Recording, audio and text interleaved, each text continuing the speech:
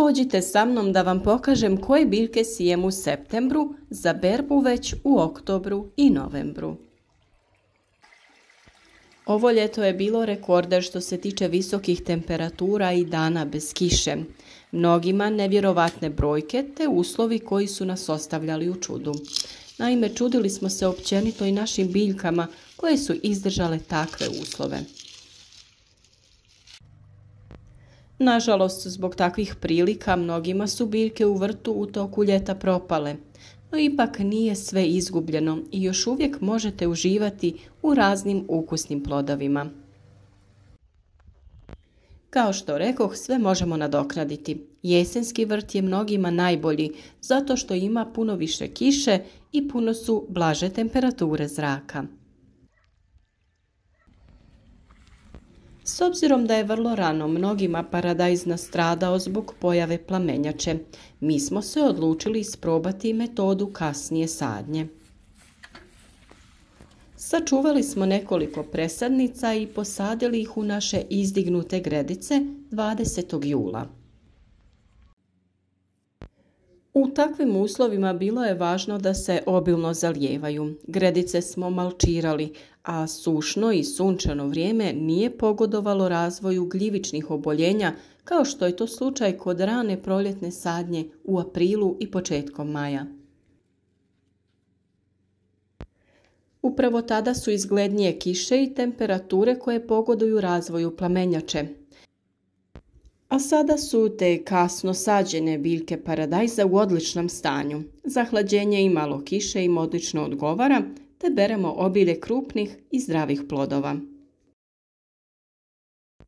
No, pored paradajza i paprika, čije plodove intenzivno beremo u ovo vrijeme, vrijeme je i za sjetvu biljaka koje će vrlo brzo dati plodove. Naime, krompir se sadi u prvoj polovini septembra. Na taj način će prva berba mladog krompira biti u oktobru ili početkom novembra. Bez dobrog tla koje je kvalitetno obrađeno i dobro uhranjeno nema ni uzgoja krompira. Zato je vrlo važno da kvalitetno pripremite zemlju, dodate prirodna hranjiva i pospete zemlju pepelom. Za sve detalje o prihrani krompira javite nam se u komentarima. Vrlo je važno da je tlo rahlo kako bi u njemu dobili lijepe i krupne krtole. To možete odraditi uz pomoć mašina ili alata koji su vam dostupni. Ono što je još bolja opcija, što mi često preporučujemo za uzgoj manje količine ranog krompira, jeste sadnja krompira u vreće koje će vam omogućiti i premještanje u slučaju neželjenih vremenskih uslova. O tome smo vam sve detaljno objasnili na našem kanalu. Ono što je preporučljivo jeste malčiranje koje će sačuvati strukturu zemljišta i spriječiti isušivanje. Biljke će naravno bolje napredovati i ubrzati ćemo cijeli proces uzgoja. A kada sve biljke niknu iz tla, dodajemo sloj organskog malča poput slame, sjena ili otkošene trave.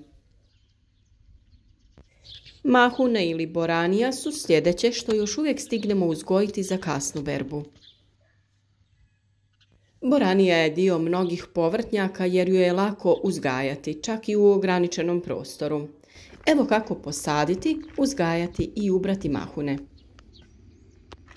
Iako je većina boranija zelena, ona dolazi i u ljubičastim, crvenim, žutim i prugastim varijantama. Najbolje će rasti u dobro dreniranom tlu sa normalnom plodnošću. Obično je ne treba dodatno gnojiti jer fiksira vlastiti dušik u tlu. Međutim, siromašno tlo ipak treba nadopuniti određenim količinama stajskog gnojiva ili komposta u jesen prije sadnje ili neposredno prije sadnje u proljeće. Odaberite obavezno niske sorte koje imaju kratku vegetaciju. Sve informacije o tome potražite na poleđini pakiranja sjemena. A tu je i neizostavna jesenja sjetva graška koji je jednogodišnja zeljasta biljka iz porodice lepirnjača. Sadrži bjelančevine, šećer, škrob, lecitin i slične elemente. Veća količina lecitina nalazi se u sortama sa naboranim zrnom, te se u njima klorofil duže čuva, pa su zrela zrna ovih sorti izrazito zelene boje. Grašak se uspješno uzgaja u uslovima umjerene i vlažne klime. Optimalna temperatura za razvoj je 18 stepeni Celzijusa, ali on niče već kod temperature od 4 do 6 stepeni.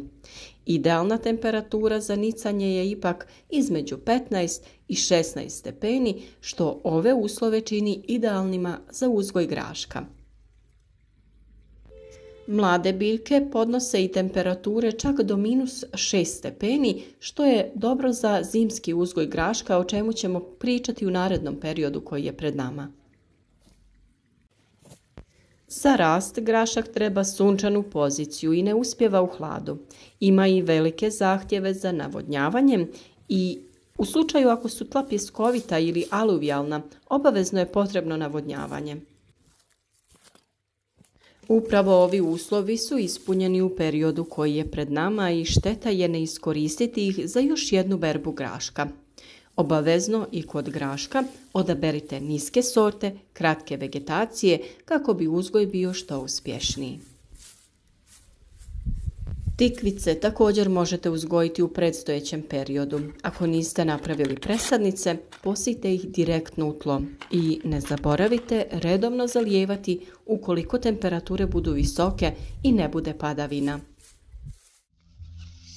Sve vrste kupusnjača se još uvijek mogu sijati, poput brokule, prokulica, kelja, blitve i neizostavnog kupusa.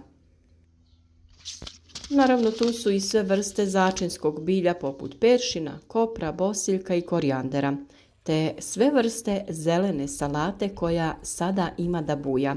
Tu su rukola, matovilac, loboda i razne druge salate. U ovom razdoblju uzgoj špinata ni najvećim početnicima neće biti težak. Trebati će vam samo suho sjeme, komadić zemlje i dobra volja.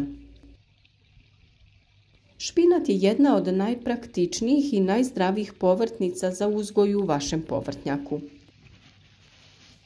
Špinat raste tokom cijele godine, pa i onda kada drugog zelenog povrća nema.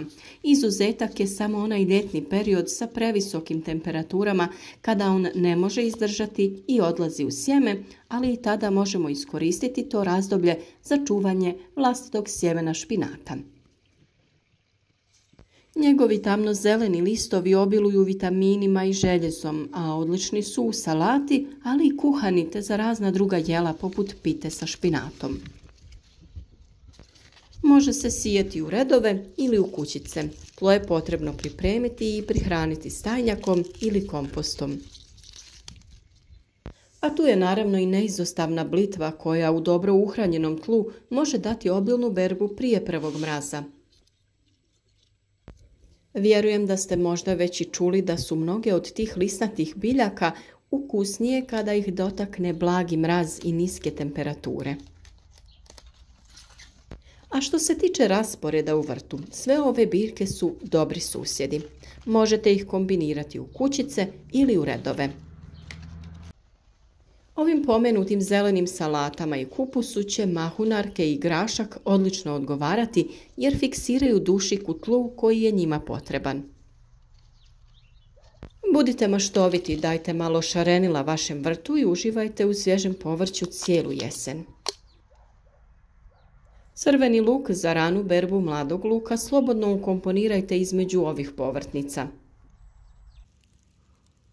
Vjerujem da će vam uzgoj svih ovih biljaka biti vrlo uspješan u narednom periodu, pa ćete čak u jednom trenutku pomisliti da je to onaj vrt kakav vidimo u proljeće. Ovo je sve što trebate znati u ovom ciklusu uzgoja, to jest biljkama koje ćemo brati ove jeseni. A sve o zimskom uzgoju i biljkama koje ćemo uskoro saditi biti će u pravo vrijeme na našem kanalu, pa ostanite s nama. Pripremiti ćemo tlo zajedno, prihraniti ga i uživati u obilju hrane iz vrta. Za sva dodatna pitanja tu smo u komentarima, pa nam se javite, pišite vaša iskustva i podijelite sa nama koje to biljke vi planirate uzgajati u narednom periodu. Razgledajte savjete koje smo već objavili, pročitajte u komentarima iskustva drugih vrtlara, te svakako dobijte motivaciju za uzgoj iz pozitivnih komentara naših prijatelja na kanalu koji su uz naše savjete uspješni i zadovoljni vrtlari. Naravno, ovo je samo prva epizoda u kojoj govorimo šta to sijemo i na koji način. U sljedećoj epizodi ćemo detaljno objasniti kako se priprema tlo za sadnju, šta sve dodajemo kako bi biljke što bolje napredovale u ovom jesenjem periodu. Mislim da je ovo dovoljan razlog da ostanete s nama i uživate u plodovima vašeg rada kroz cijelu godinu.